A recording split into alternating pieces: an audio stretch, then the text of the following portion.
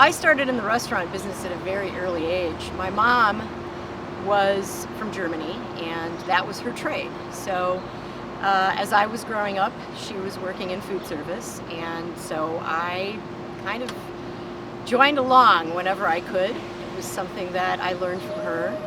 And then as I got older, I started out in Arby's, and then I eventually worked in a restaurant called the Pork and Cleaver when I was in college, and started out washing dishes and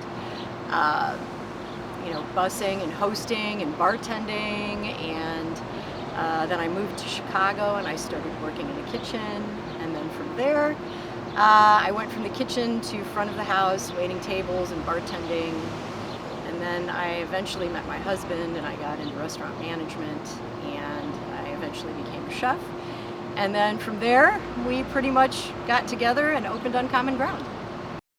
In my personal history of working with food and growing up, we always grew a good measure of our own food. We did a lot of in-home canning. We went to a lot of local farms in Indiana, Illinois, and Michigan, and purchased and picked a lot of our own produce and then preserved it for winter use. It was kind of an old world German upbringing, and so when I really got involved in cooking and operating kitchens, those are always the best ingredients, and when you're a chef, the ingredients are the most important element of what you're cooking. And so I was really always very much about trying to find that most local item, something that was really fresh, raised without any kinds of chemicals.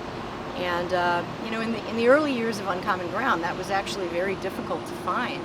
Even the farmers markets here in Chicago were selling produce that was imported from other states or other countries, and that was highly disappointing to me. So I did really make an effort every time I visited my family on the Indiana-Michigan border to go and purchase things from the farmers there. But then eventually we got very lucky when the Green City Market opened here in Chicago.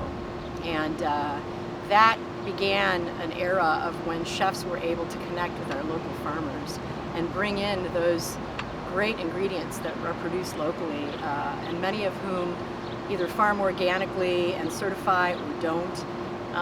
But people who care about what goes into the soil and want to take care of that, and really produce great, nutritious, and super tasty food.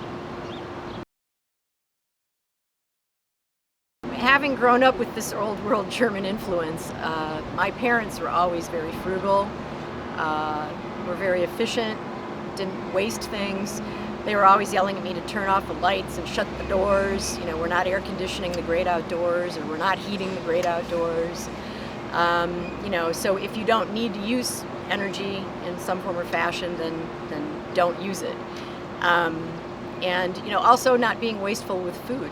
And we composted, and still do actually compost, anything that we can at home. I do that at my home as well.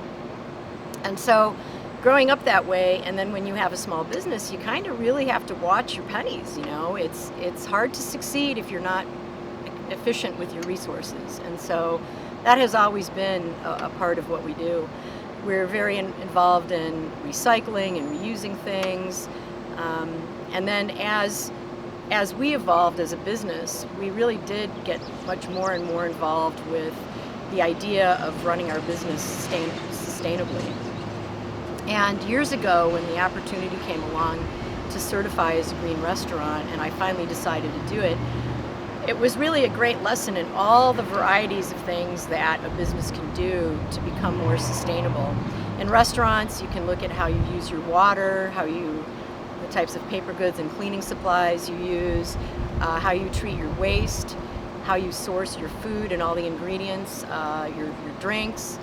And so there's really a wide variety of actions that can be taken, especially with energy and energy efficiency. The solar panels that are behind me actually provide us with 10% of our overall energy usage by heating our water through a heat exchange. We also have PV panels on our parking lot, and that is to help cars charge. I drive an electric car, and that car runs purely on sunshine because I charge it here at work, or I charge it at home where I also have a 24 panel system. And currently, in the summertime, I have a 0 electric bill, and that includes operating my entire home as well as fuel for that car. So it's great cost savings, and there's no filth going into the air. We're not dealing with trying to get energy supplies from other countries, and it just the sun is there every day for us, and so why don't we take advantage of that?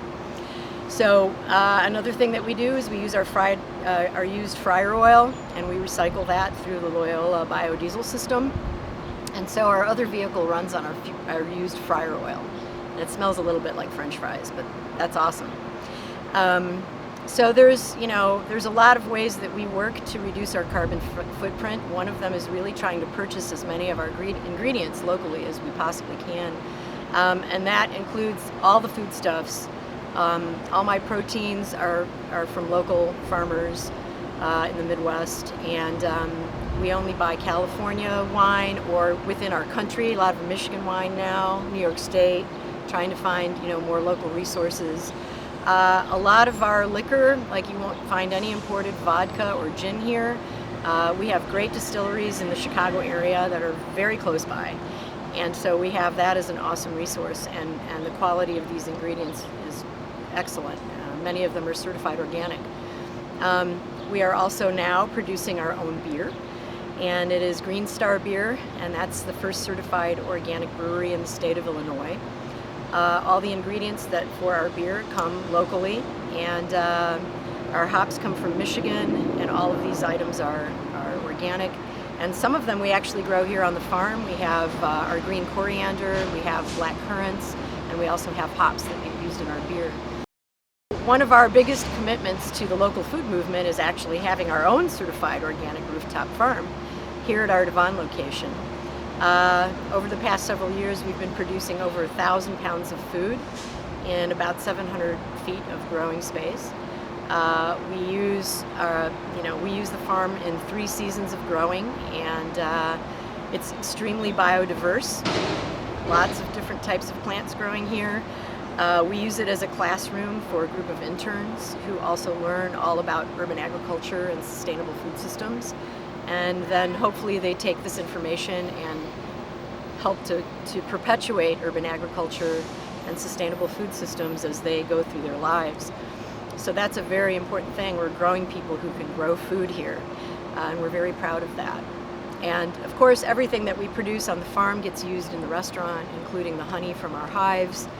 And we take a lot of time and effort to really have a beautiful farm that we can share with all of our guests and our neighbors, and really get people thinking about the fact that in the Chicago area you can grow your own food. You can grow a lot of it in a small space, and you can grow it on roofs, you can grow it in backyard gardens, parking lots, and raised beds. There's all kinds of places that food can be grown, and we need to do as much of that as we possibly can.